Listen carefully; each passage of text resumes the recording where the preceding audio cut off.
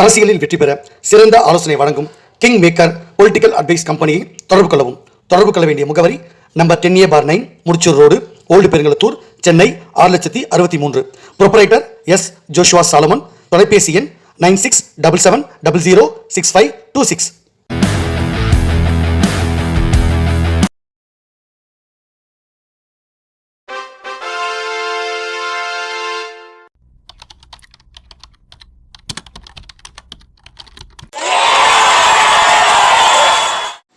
உலகத் தமிழ் ரசிகர்கள் அத்தனை பேருக்கும் என்னுடைய பணிவான வணக்கம். நான் செந்தில்குமார்.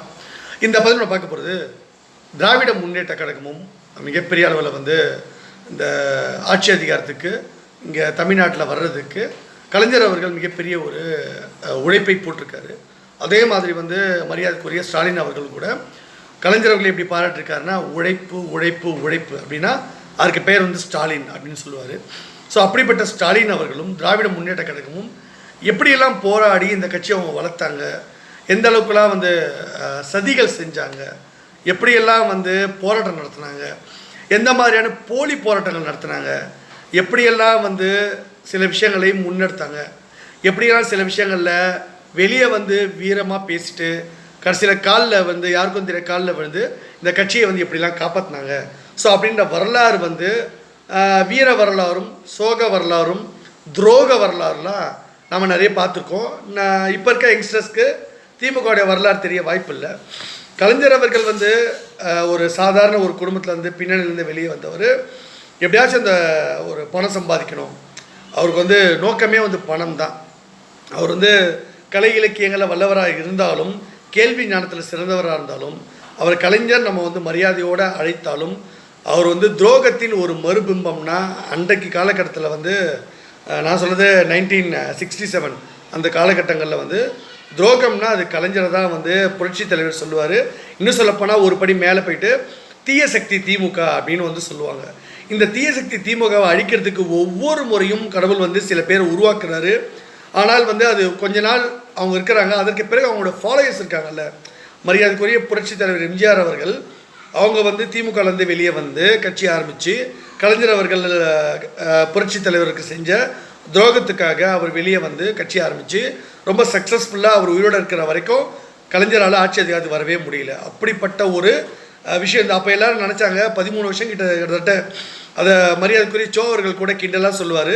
என்னுடைய அரசியல் மானசீக குரு அவர் சொல்லுவார், இறைவன் கொடுத்த எனக்கு ஒரு குரு அவர், அப்படி தான் நான் சொல்லுவேன், மானசீக குரு. அவர் என்ன சொல்லுவார்னா, இந்த மாதிரி ஸ்ரீராமர் கூட 12 வருஷம் வனவாசம் போனார், ஆனால் 13 வருஷத்துக்கு கலைஞர் வனவாசம் போனார் அப்படின்னு அவர் சொல்லுவார். அதை சொல்லுவாங்க, இத்தனை வருஷம் வனவாசம், ஒரு வருஷம் அஞ்ஞான வாசம் அப்படின்னு சொல்லுவாங்கள்ல, அந்த மாதிரி கிண்டல் பண்ணார் சோ அவர்கள். அப்போது இந்த மாதிரியான வனவாசத்துக்கே அனுப்புனாங்க. அப்போ திமுக கட்சி மொத்தமாக முடிஞ்சிடும்னு நினச்சாங்க. திடீர்னு பார்த்தீங்கன்னா புரட்சி தலைவருடைய மறைவுக்கு பிறகு கலைஞர் தான் உட்கார வேண்டிய ஒரு கட்டாயத்துக்கு வந்துடுச்சு. அந்த இடத்துல அது அதிமுக பிளவுபட்டது, பெரிய சிக்கல் வந்தது. அதற்கு பிறகு மரியாதைக்குரிய புரட்சி தலைவி அவங்கள ஏன் நம்ம புரட்சி தலைவர் புரட்சி தலைவி அப்படின்னு புரட்சி தலைவர் எம்ஜிஆர் அவர்களையும் அம்மா அவர்களையும் ஏன் இந்த புரட்சின்னு வார்த்தையை போட்டு கூப்பிட்றோன்னா, உண்மையிலே அவங்க புரட்சி தான் பண்ணியிருக்காங்க.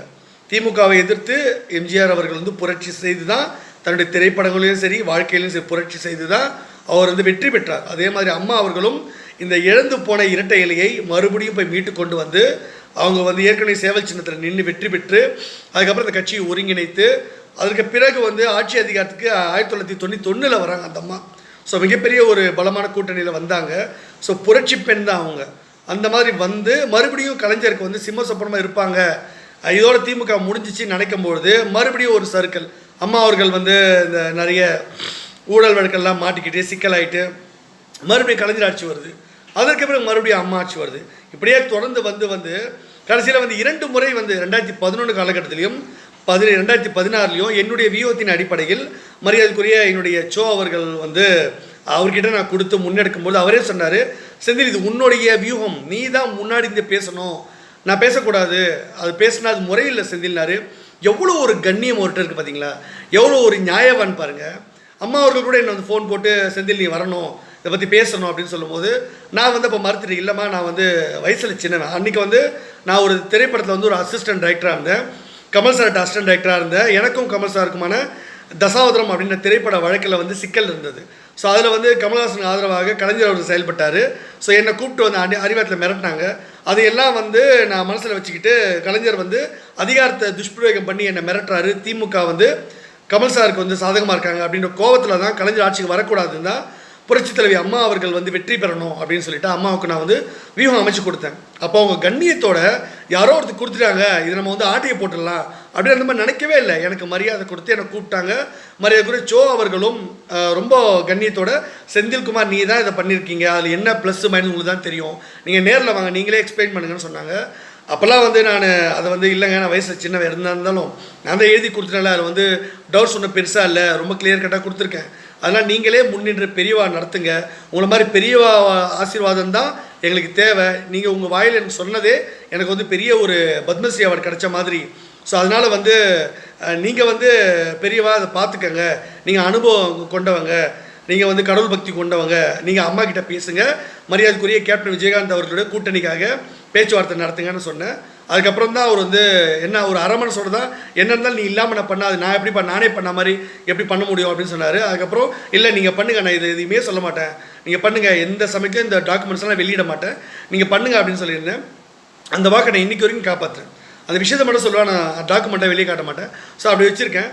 ஒரு வேளை யாராவது நான் பொய் சொல்கிறேன், நீங்கள் என்ன பண்ணிட்டீங்க, என்ன வியூகம் அமைச்சிட்டீங்க, அதை பார்க்கணுன்னு ஒரு வேளை கோர்ட்டில் நீங்கள் வழக்கு போட்டால் பொய் சொல்கிறார் செந்தில் அப்படின்ற எண்ணத்திலே எனக்கு எதிராக நீங்கள் கேஸ் போட்டால் கூட நான் காட்டுறேன் எப்படி ஜெயிக்க வச்சேன், இந்த விவிபேட் சிஸ்டம்லாம் இந்த கள்ள ஓட்டு போடாமல் தடுக்கிறதுக்கு எப்படி வந்து கொண்டு வந்தேன், இதையெல்லாம் நான் வேணால் அந்த டாக்குமெண்ட் கொடுக்குறேன். அம்மா அவர்கள் கொடுத்து தான் சந்திரபாபு நாயுடு அவர்கள் முன்னெடுத்தார். இதெல்லாம் வந்து நான் பொய் சொல்ல, அம்மா என்னை பாராட்டி கடிதமே கொடுத்துருக்காங்க. தமிழக அரசின் சார்பாகவே அந்த லெட்டர் வந்து அம்மா முதலமைச்சர் இருக்கும்போது கொடுத்தது.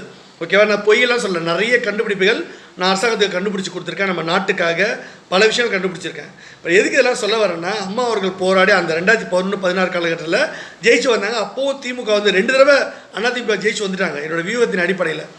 அப்போது திமுக முடிஞ்சிடும் அப்படின்னு நினைக்கும் போது அந்த சமயத்தில் தான் இங்கே எடப்பாடி அவர்கள் வந்து சிஎம்மாக வர்றாரு.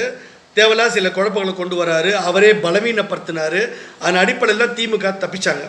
ஸோ இப்போது 2026 சட்டமன்ற தேர்தலுக்கும் அதே சூழ்நிலை இருக்குது. நான் ஏற்கனவே ஒரு பதிவில் குறிப்பிட்டிருந்தேன், இதே சூழ்நிலை தொடர்ந்தால் திமுக தான் வெற்றி வாய்ப்பு இருக்குது, அவங்க தான் ஜெயிப்பாங்கன்னு சொல்லியிருந்தேன்.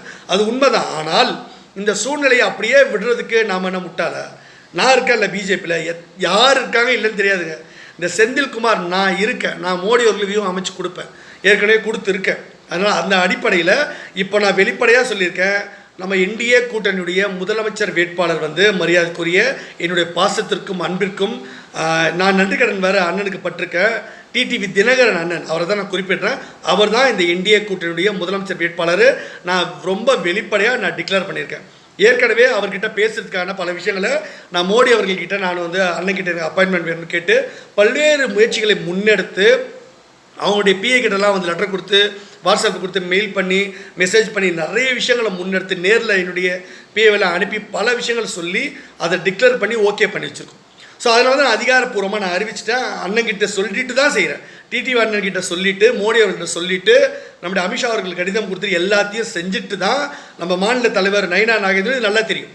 ஸோ சொல்லிட்டு தான் நான் அறிவிக்க பண்ண இவங்களாம் அறிவிப்பாங்கன்னு நினச்சேன். அது வந்து அவங்க டிலே பண்ணிட்டே போனாங்க பீகார் தேர்தலுக்கு. ஸோ இங்கே ரொம்ப குழப்பம் போயிட்டே இருக்குது. நம்பிக்கை எழுந்துட்டு போகிறாங்க மக்கள்.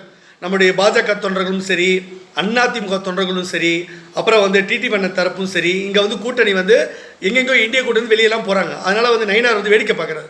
இது இப்படியே போச்சுன்னா பாஜகவுடைய பிடி வந்து அப்புறம் நம்ம வந்து தளர்ந்து போயிடும்.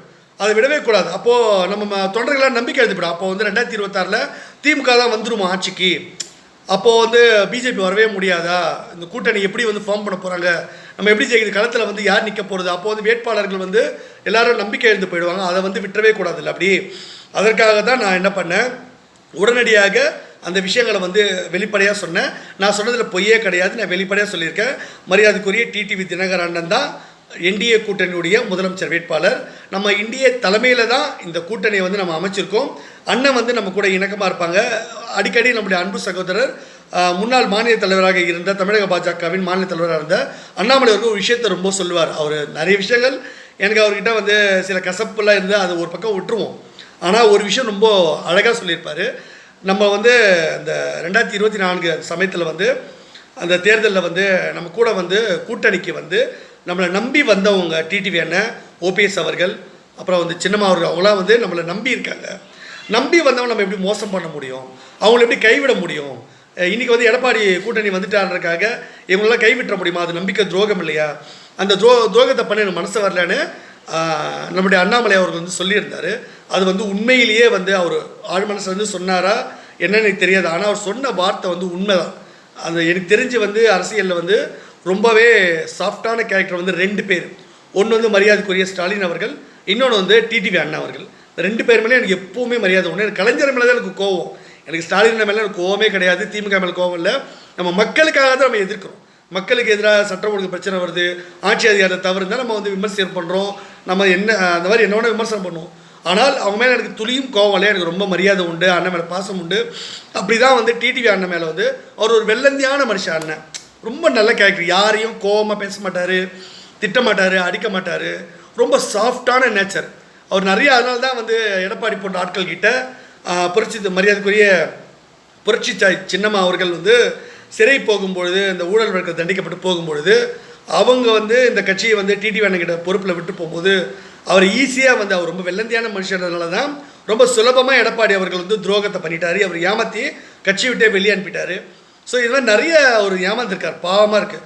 ஸோ அப்படிப்பட்டவங்க நம்ம உதவி செய்யணும். அதனால் வந்து இப்போது 2026 சட்டமன்ற தேர்தலில் நம்ம தான் ஜெயிக்க போகிறோம். திமுகவை ஜெயிக்க விட போகிறதில்ல. ஸ்டாலின் அவர்களும், உதயநிதி ஸ்டாலின் அவர்கள், அப்புறம் திமுக அமைச்சர் எல்லாரும் வந்து சிறைக்கு தான் போகிறாங்க ஊழல் வழக்கில்.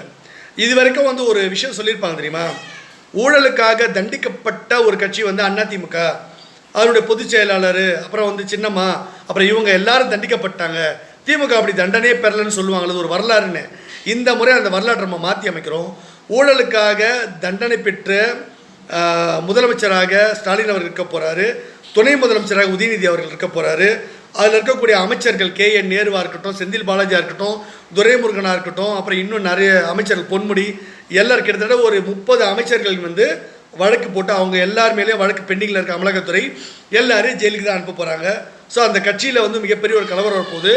இதோட இந்த 2026 இந்த தேர்தல் இப்போ நான் என்னுடைய வியூகத்தின் அடிப்படையில் கூட்டணி அமைச்சு நம்ம வெற்றி பெறுறோம். அதெல்லாம் நான் பார்த்துட்டு எப்படி ஜெயிக்கணும் எனக்கு தெரியும், பார்த்துக்குறோம். நம்ம ஜெயிச்சாச்சு.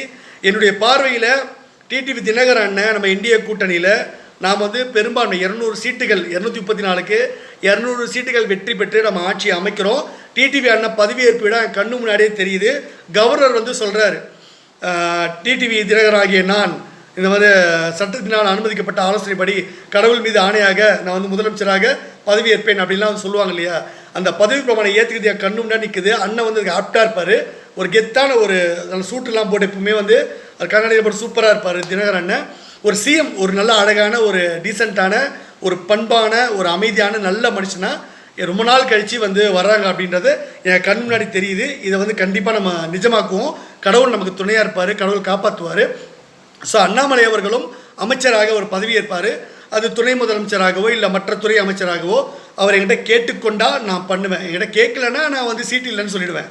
நான் தான் முடிவு பண்ணி மோடி அவர்களுக்கு கொடுப்பேன். ஏற்கனவே சில லிஸ்ட்டு கொடுத்துட்டேன். அதில் அண்ணாமலை அவர்களுக்கு வந்து காவல்துறை அமைச்சர் இல்லை வேற ஒரு அமைச்சர் இல்லை துணை முதலமைச்சர் அப்படின்னு நான் வந்து கொடுத்துருக்கேன். அன்புமணி, மரியாதைக்குரிய பாமகவுடைய அன்புமணி ராமதாஸ் அண்ணனுக்கு துணை முதலமைச்சர் பதவி ஒன்று கொடுக்குறோம். நம்ம வந்து பொய் சொல்லலை. அப்புறம் திமுக வந்து ஸ்டாலின்லாம் வந்து ஜெயிலுக்கு போயிட்டாங்கன்னா அங்கே இருக்க கூட்டணி கட்சிகள், அண்ணன் திரும்ப அண்ணா இருக்கட்டும், அப்புறம் வந்து கம்யூனிஸ்ட் கட்சிகளாக இருக்கட்டும், எல்லாரும் கண்டிப்பாக வந்து இங்கே வரதான் போகிறாங்க. ஸோ என்டிஏ தலைமையில் ஒரு தமிழ்நாட்டில் ஒரு பெரிய புரட்சி நடக்க போகுது.